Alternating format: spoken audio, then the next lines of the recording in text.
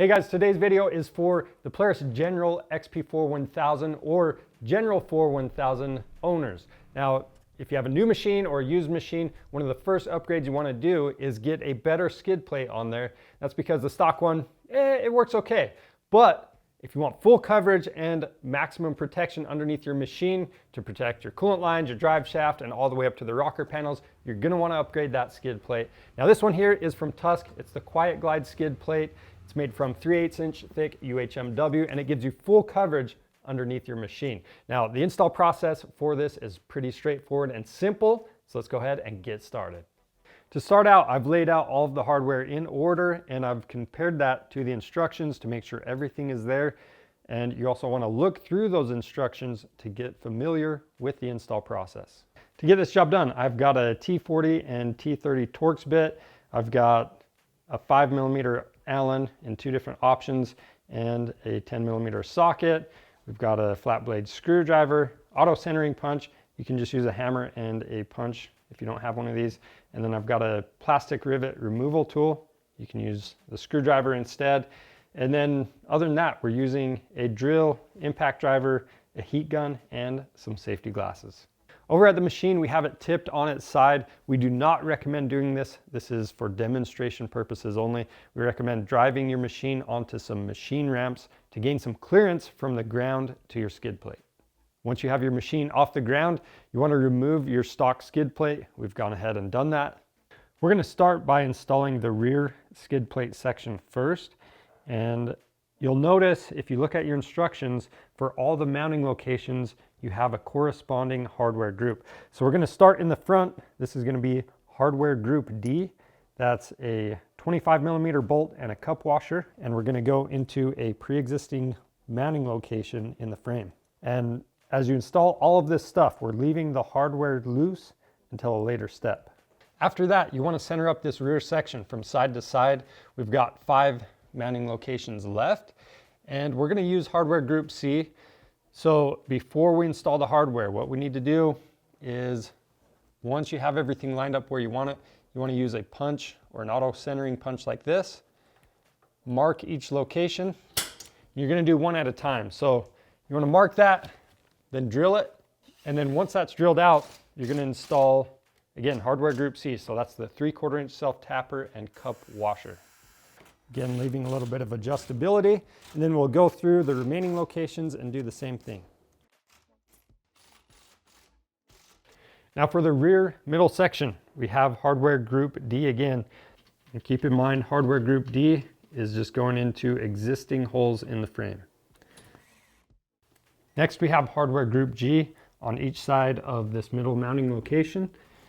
And it's just like hardware group D, except you're adding a spacer in between the frame and the skid plate. So I'm going to reach down in, set the spacer in place, install the hardware. And again, we're going into existing mounting locations on the frame. You might have to slide that back and forth a little bit to get that hole to align. And we'll do the same thing on the bottom or the other side. Next, we have hardware group F, and that's going to be your 1 1/4 inch self-threading Torx screw. We've got the cup washer and again a spacer in between the skid plate and the frame.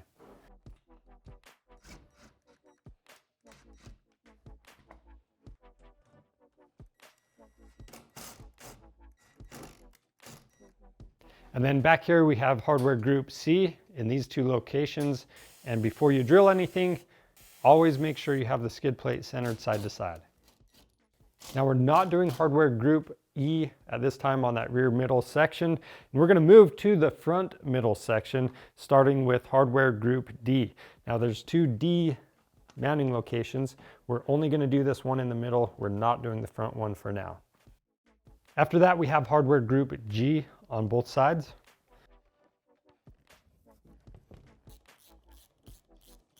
Then we have hardware group C across the 4 holes in the back.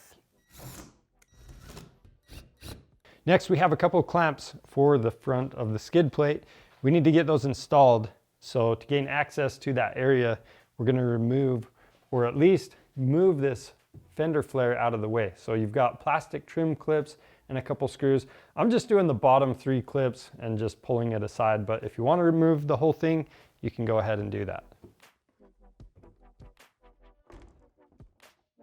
So the main thing is just to have the skid plate underneath that fender flare. And then I'm starting with the inner clamp. We're going to use 2 of the M8 by 25 millimeter button head bolts to install it. We're just going through the back right here.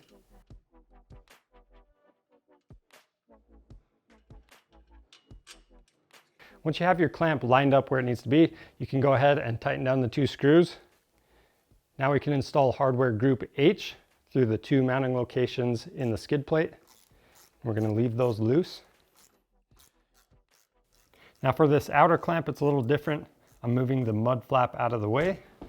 That's going to sit underneath, and then the clamp is going to have this thinner side that's going to be facing down towards the ground, and the thicker side is going to be facing the front of the machine. And again, we're using hardware group H, so we'll start with the rear mounting location, fold the front into this, and then tighten everything down.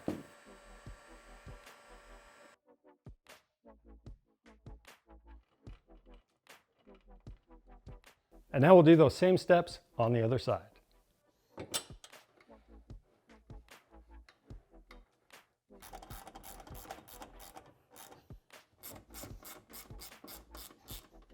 After that, we've got hardware group D in the front. Now for the front section of the skid plate, we're going to start with the front 2 mounting holes. That's going to be hardware group A.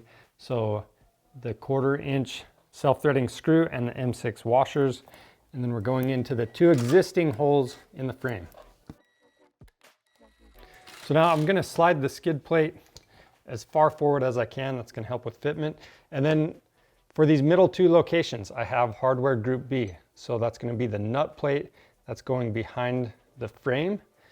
And then we've got the 25 millimeter button head screws.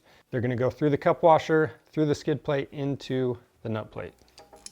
Then once you have this groove lined up in the back, you can install hardware group C into these 2 mounting locations. With everything loosely installed, at this point we can go ahead and make adjustments for optimal fitment, and we're going to go back through and tighten all of the hardware down. Now we need to prep all the locations for the mounting hardware on the rocker panels. So we're going to use combination hardware group E. Now with this, again, we're going to be drilling out each location. So I'm going to go ahead and do all of that before we get the spacers or the hardware out. Now I'm going to take the rocker spacer, and we'll place that in between the skid plate and the frame. And I'm just going to start with this front mounting location. Then we'll do the same thing for the back and on the other side. And we'll go back through and tighten down all of the hardware. So at this point, I'm ready to reinstall the fender flares. You can do this in an earlier step, but I like to wait until everything's tightened down. That way, if I have to make any adjustments, I've got access to this front hardware still. Now, the last thing with this, once you've gone and driven the machine, you want to periodically check the hardware and make sure everything's tightly secured. And if you need one of these skid plates, they're available on our website. So just click the link in the description below. If you have any questions about the install process, leave those down in the comments. And if you want to see more helpful content for your Polaris General, make sure you subscribe to our channel. I'm Charles with Rocky Mountain ATV MC.